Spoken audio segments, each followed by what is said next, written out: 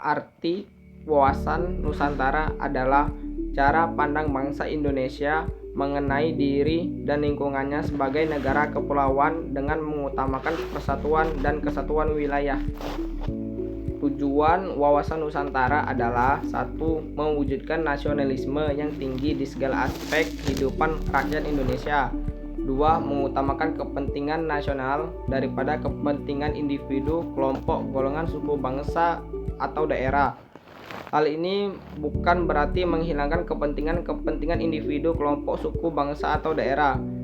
Kepentingan ini tetap dihormati, diakui, dan dipenuhi selama tidak bertentangan dengan kepentingan nasional atau kepentingan masyarakat banyak. 3. Meningkatkan rasa paham dan semangat kebangsaan nasionalisme dalam jiwa bangsa Indonesia.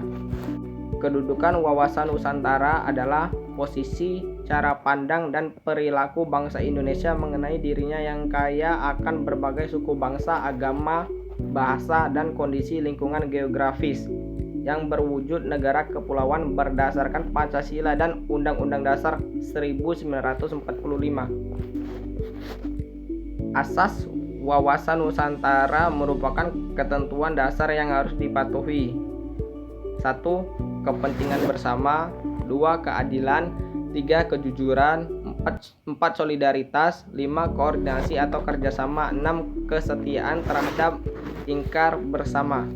Urgensi wawasan Nusantara. Sebelumnya dikatakan bahwa wawasan Nusantara merupakan wawasan nasional bangsa Indonesia. Namun, demikian timbul pertanyaan, apa arti wawasan Nusantara dan apa pentingnya bagi kehidupan berbangsa dan bernegara di Indonesia?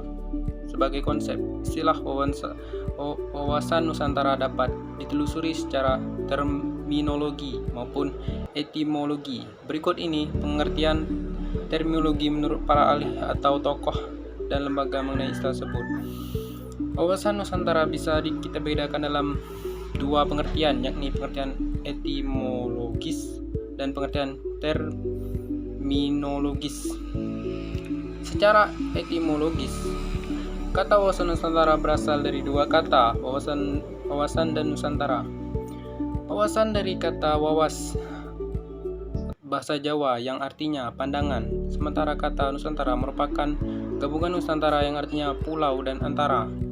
Kata Nusa dalam bahasa Sanskerta berarti pulau dan kepulauan, sedangkan dalam bahasa Latin kata Nusa berasal dari kata nesos yang dapat berarti semanjung, bahkan suatu bangsa. Merujuk pada pernyataan tersebut, maka kata Nusa juga mempunyai kesamaan arti dengan kata nation dalam bahasa Inggris yang berarti bangsa. Dari sini bisa ditafsirkan bahwa kata Nusa dapat memiliki dua arti, yaitu kepulauan dan bangsa. Kata kedua yaitu antara, memiliki pandangan dalam bahasa Latin in dan terra yang berarti antara atau dalam suatu kelompok. Antara juga mempunyai makna yang sama dengan kata inter dalam bahasa Inggris yang berarti antara dan relasi, sedangkan bahasa Sanskerta kata antara dapat diartikan sebagai laut, seberang, atau luar. Bisa ditafsirkan bahwa kata antara mempunyai makna antar atau antara, relasi, seberang, atau laut. Dari penjabaran di atas, penggabungan kata Nusa dan antara merupakan menjadi kata Nusantara, dapat diartikan sebagai kepulauan yang di antara laut atau bangsa-bangsa yang dihubungkan oleh laut.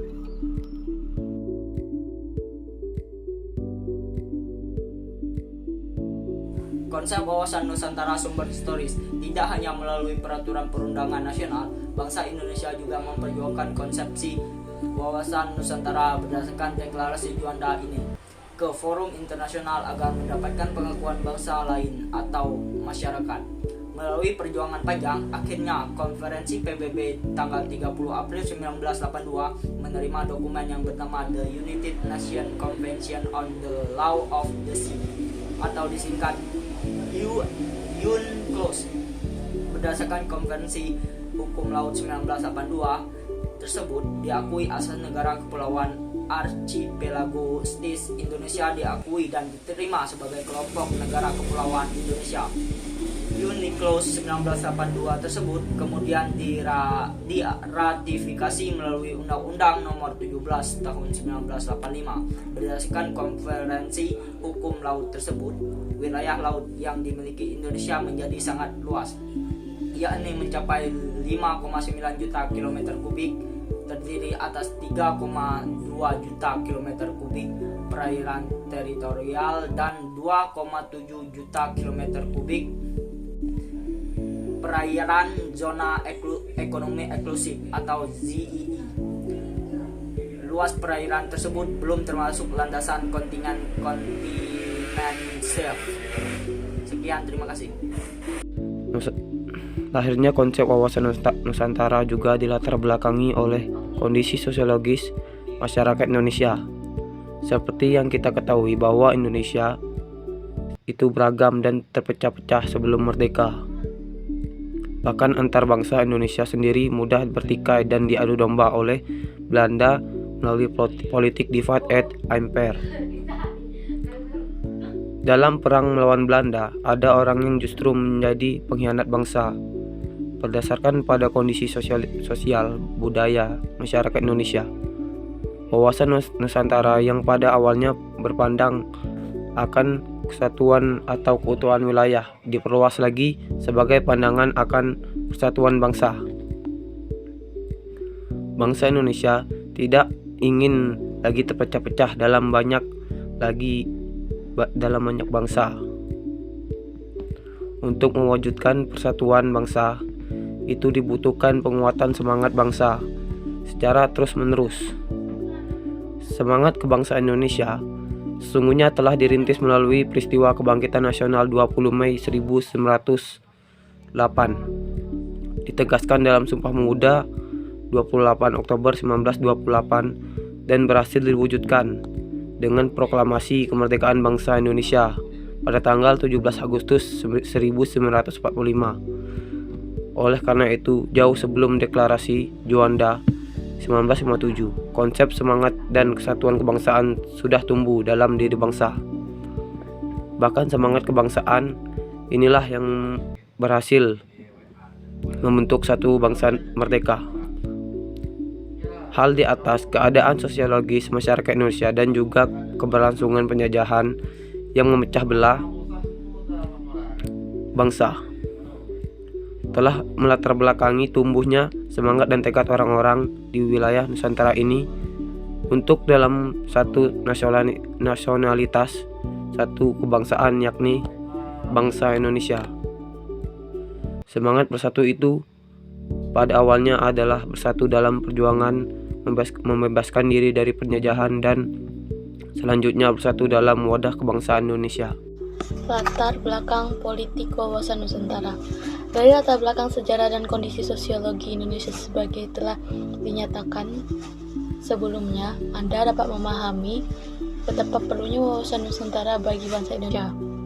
Selanjutnya, secara politis, ada kepentingan nasional bagaimana agar wilayah utuh dan bangsa yang bersatu ini dapat dikembangkan, dilestarikan, dan dipertahankan secara terus-menerus. Kepentingan nasional itu merupakan turunan lanjut dari cita-cita nasional, tujuan nasional, maupun visi nasional.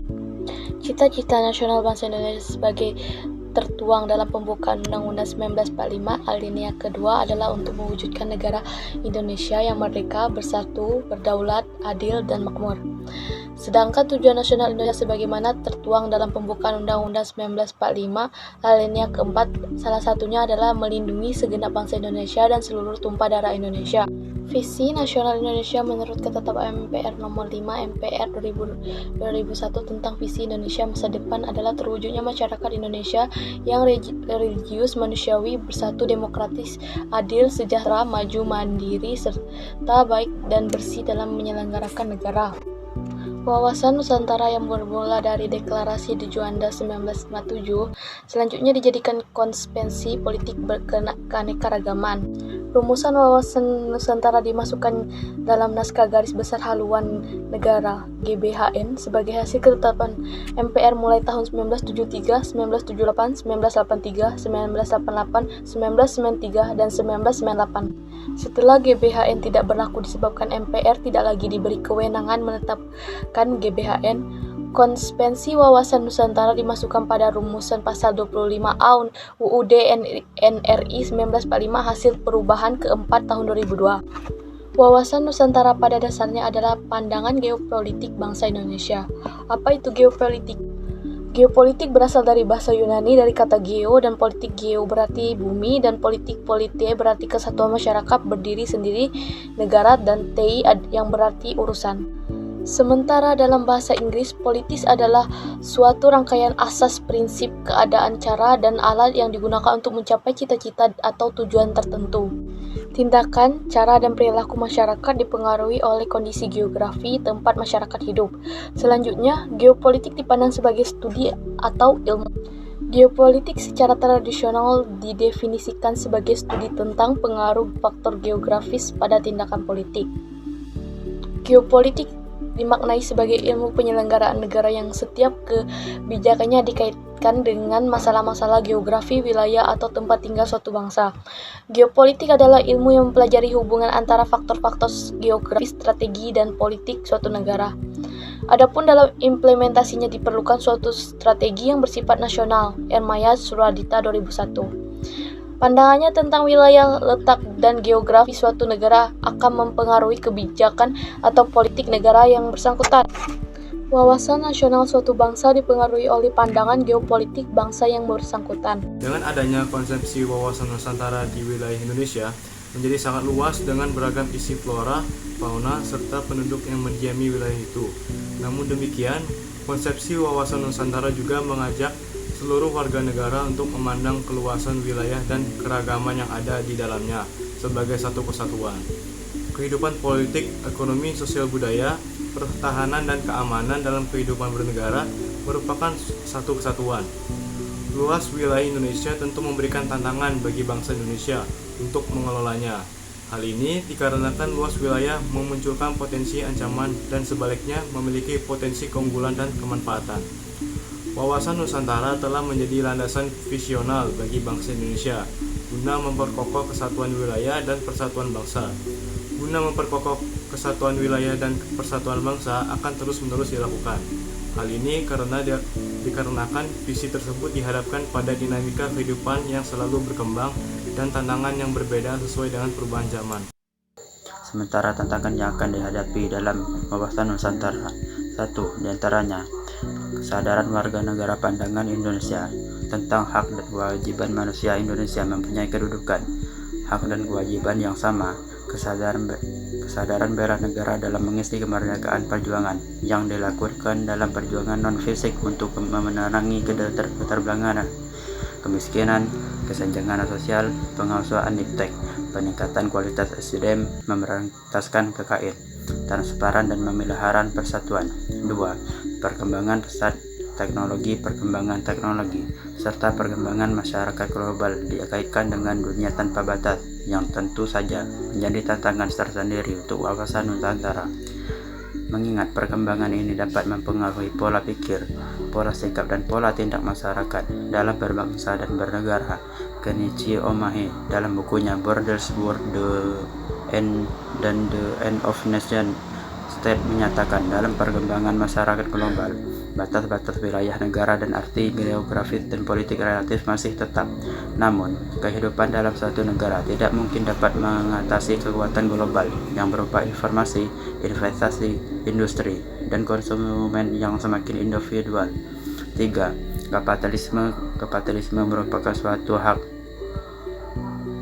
suatu sistem ekonomi yang berdasarkan pada hak milik swasta atas beragam barang dan kebebasan individu untuk mengadakan perjanjian dan pihak-pihak lain dan yang berkecimpungan dalam aktivitas ekonomi yang dipilihnya sendiri berdasarkan kepentingan sendiri serta mencapai laba untuk dirinya sendiri. Ristorto dalam bukunya The Future of Capitalism menyatakan untuk dapat bertahan dalam era baru, kapitalisme harus membuat strategi baru, yaitu keseimbangan antara paham individu dan sosialis. Mendeskripsikan esensi dan urgensi wawasan Nusantara. Sebagaimana telah dikemukakan di muka, esensi atau hakikat dari wawasan Nusantara adalah kesatuan wilayah dan persatuan bangsa Indonesia. Mengapa perlu kesatuan wilayah? Mengapa perlu persatuan bangsa? Bahwa sejarah munculnya wawasan Nusantara adalah kebutuhan akan kesatuan dan keutuhan wilayah Indonesia yang terbentang dari Sabang sampai Merauke.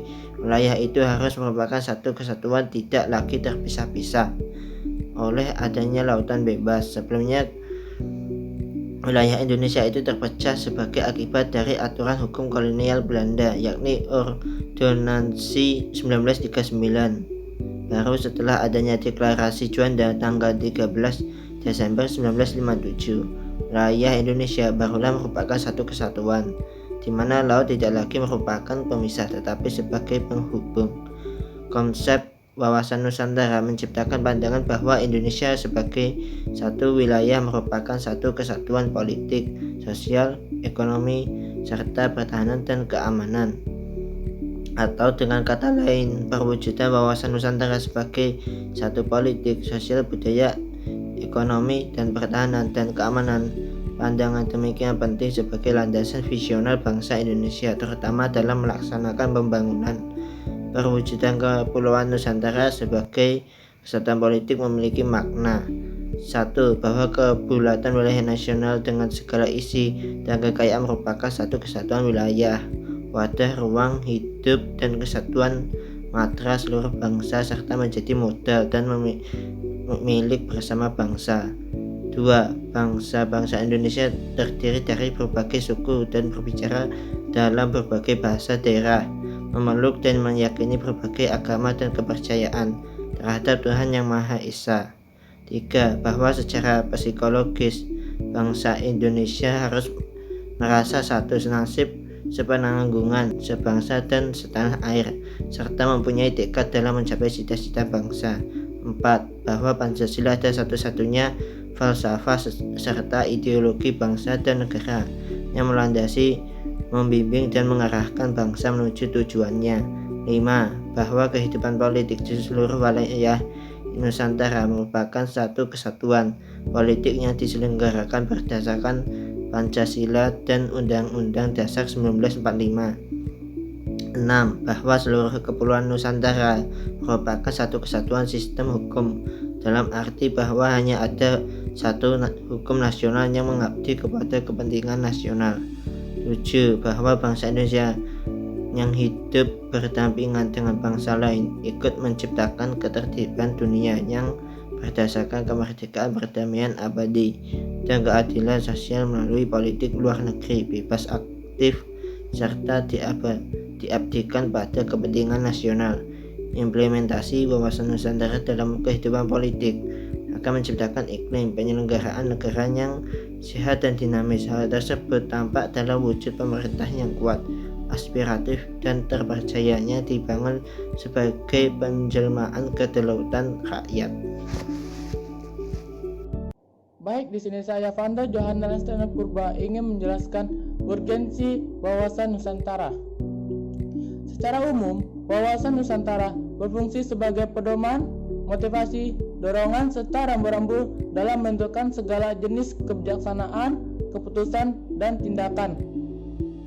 Wawasan Nusantara juga sangat penting, yaitu berfungsi sebagai paduan dan pedoman dasar bagi penyelenggara kehidupan yang memberikan motivasi, dorongan untuk mencapai tujuan, juga melandasi perjuangan bangsa Indonesia untuk bersatu dalam mencapai tujuan nasional secara utuh, menyeluruh, dan terpadu. Maka, untuk menjamin agar kesatuan Indonesia selalu terpelihara, bangsa Indonesia melahirkan wawasan Nusantara. Pandangan itu adalah satu konsepsi geopolitik dan geostrategi yang menyatakan bahwa Kepulauan Nusantara yang meliputi seluruh wilayah daratan, lautan, dan ruang angkasa di atasnya beserta seluruh penduduknya adalah satu kesatuan politik, ekonomi, sosial, budaya, dan pertahanan keamanan Sekian dari saya, terima kasih.